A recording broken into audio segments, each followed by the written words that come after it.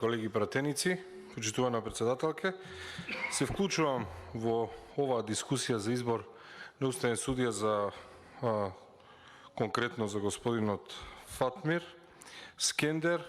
со истите тези со кои што се изјасни мојот колега Антонио Милошевски. Навистина, кога ќе ги погледнеме биографиите, тие се навистина суопар лист хартија.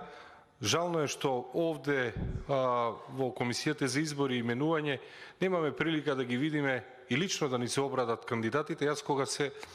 обидов да истражам кои се, да знаете дека на сајтот на судот ниту на интернет немаме никаква фотографија од човекот кој се очекува да биде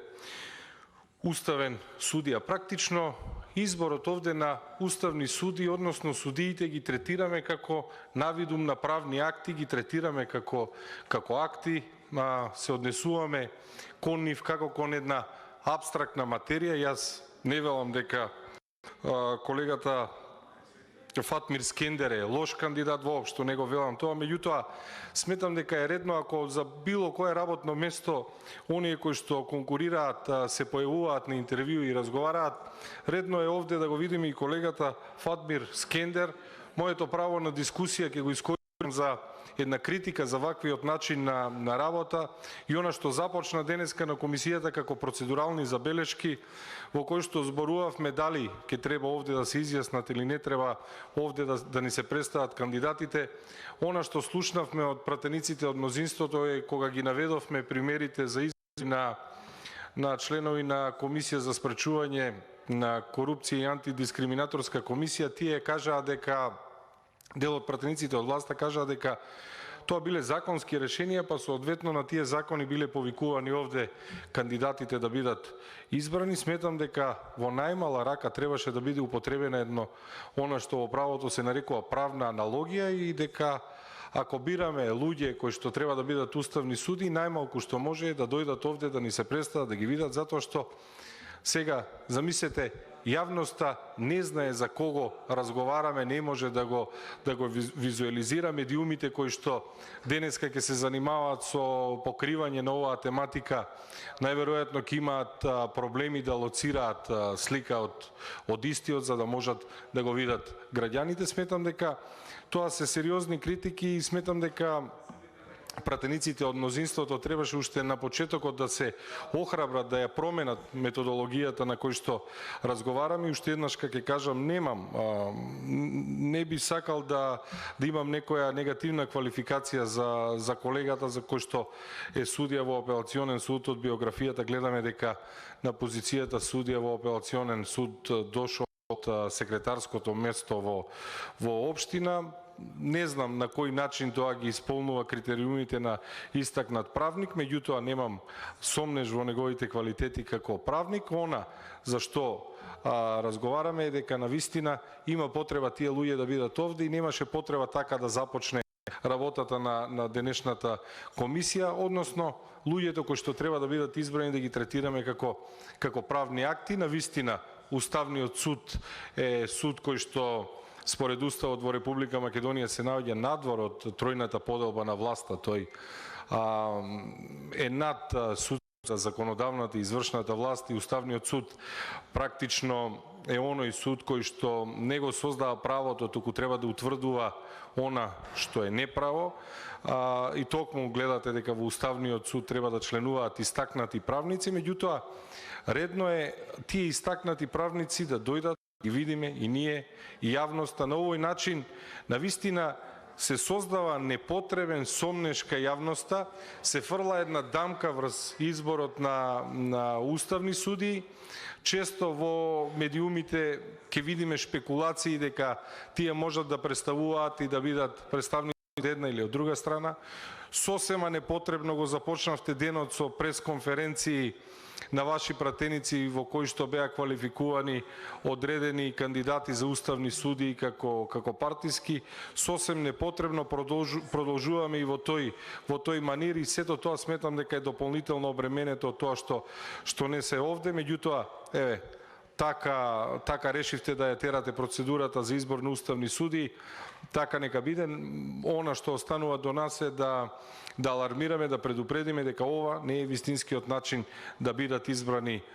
тие суди. Тие луѓе треба да дојдат овде, треба да ги видиме, треба да се представат, треба да ги затвориме сите недоумици. Не можеме на органот кој што треба да се наоѓа над судската, над извршната, над законодавната власт и оној орган кој што треба да ги практично да ги регулира односите помеѓу овие три власти, не смееме да дозволиме вака да го компрометираме тој избор. Она што ми пречи и ќе ја искористам и овде ова прилика да го искажам е средбата која што имаше председателката на Уставен суд, каде што на едно место го видовме и шефот на државата, и премиерот, и спикерот, председателот на собранието Талат Џафери, еден непринципиелен наставник кој што и предходеше токму пред овие седници за избор на уставен судија. Сметам дека на ниту еден од нив, ниту пак еве на колегата Фатмир Скендер му е потребно некој да ги става во ваква негативна, не е потребно да ги стават во ваква политичка конотација. Сметам и верувам дека тие луѓе ќе и сите кандидати дека се истакнати правници, сметам дека ќе сакаат да извршуваат работата професионално и затоа не беше во ред чинот кога председателката на Уставен суд, токму оној суд кој што треба да се наоѓа над оваа поделба на власта, видовме како застана во одбрана на Талат Џафери. Дополнително во медиумите тоа беше пренесено како некоја иницијатива за воведување на еден нов вид на тужба. Сосем непотребно, си постојат одредени инстанци затоа што властни предлагачи се властата и пратениците. Сметам дека постојат други начини да се изведе сето тоа. Сметам дека тој начин на работа, промената на колегата Фадил Зендели како член на оваа комисија и сите контроверзи кои што водеа до денеска, сметам дека кулминираат во овој момент кога не ги повикуваме и јавноста не може да ги види кандидатите практично за уставни суди. Уште еднаш ќе кажам, останува сомнеш и сметам дека мнозинството со целокупното нивно однесување и председателот и премиерот кога се сретнуваа со председателката на Уставен суд пред некој ден и одлуките на мнозинството денеска дали да ги повикаат или да не ги повикаат, додаваат некоја тежина на овој процес во кој што за жал успеавме да го компрометираме изборот на суди во Уставниот суд. Уште еднаш ќе кажам дека не верувам дека овие луѓе треба да го носат овој товар, меѓутоа, поради целокупното однесување на власта, дел од нив, можеби и колегата Фатмир Скендер, за жал, без никаква вина, ќе носат една дамка за начинот на избор. Никогаш нема да се заборави како се менуваат членови на Комисијата за избори и именување, иако спикерот и председателот на собранието вечерта во емисија најави дека нема намера така да менува членови на комисијата. Никогаш нема да се заборави тој чин. Никогаш нема да се заборави чинот дека председателката на Уставен суд го собра практично државниот врв и апелираше до собранието без никаков основ, и никогаш нема да се заборави фактот дека изборот на овие уставни судии ќе биде токму во една ваква атмосфера кога не добивме прилика да ги видиме овде во собранието, кога за жал собранието се однесува кон уставните судии како кон акти, со таа разлика дека кога донесуваме акти, барем ако ништо друго ги имаме дали во печатена, дали во електронска форма и можеме да ги видиме.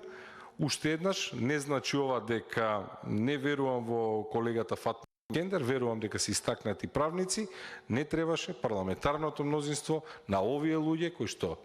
дел од нив ќе станат уставни судии, не требаше да ги остава овој товар, и затоа јас лично сметам дека ова е сериозен момент да застане парламентарното мнозинство и власта да се преиспита каде ги носи сите демократски процеси во државата и да не ја остава ваков траен белег, иако можеби на политичките елити им одговара во дадена мерка овие луѓе кои што се кандидати за уставни суди да бидат компрометирани. Сметам дека тоа не е фер кон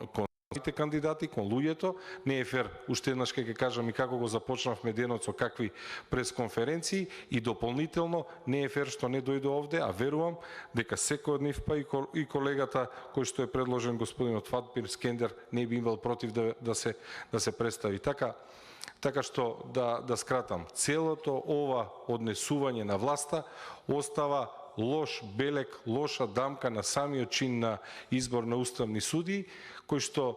според мене во една демократска држава треба да биде еден свечен чин. За жал, кај нас се претвара во еден политички ринг, во еден политички чин на меѓусебно препукување, понекогаш за жал за тоа тежината на тоа паѓа токму на кандидатите. Не би сакало ова да биде разбрано како дека имам нешто лично против колегата Фатмир Скендер, напротив, сметам дека може би ги исполнува условите, меѓутоа еве ќе кажам дека јас кога се обидов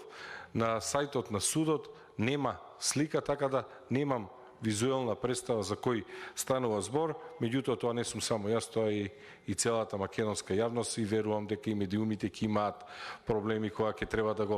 го лоцираат заедно со пресконференциите, заедно со гласувањето, навистина се оставя една дамка на процесот за избор на суди. Ќе искористам оваа прилика, оваа можност да ги повикам пратениците од мнозинството, навистина да размислат каде одат, како успеваат да компромитираат се, па на крајот на денот гледаме во каква ситуација, во какви услови живееме во Македонија. Јас лично сметам, па и граѓаните, практично да не постоеше никој кој што ќе ја раководеше македонската економија, ќе имавме подобар раст на економијата, практично да не постоеше регулатор на цените на енергенсите, ќе имавме помалку шокови и помалку редици и на крајот на денот, зошто го зборувам ова, да не постоја на мерите на парламентарното мнозинство, ќе имавме многу подемократски избор, кога ќе ги видевме овде колегите седнати и ние, јавноста, и конечно изборот на уставни суди ќе го направивме еден свечен чин, меѓутоа еве за жал и овде потфрлив. За крај се надевам дека ако биде избран ќе си ја остваруваат своите улоги, ќе ги остваруваат честно, достоинствено, онака како што доликува и дека со нивната работа ќе успеат да ги исперат оние дамки кои што и ги наметнува парламентарното мнозинство. Уште еднаш ќе кажам за жал. Ви благодарам.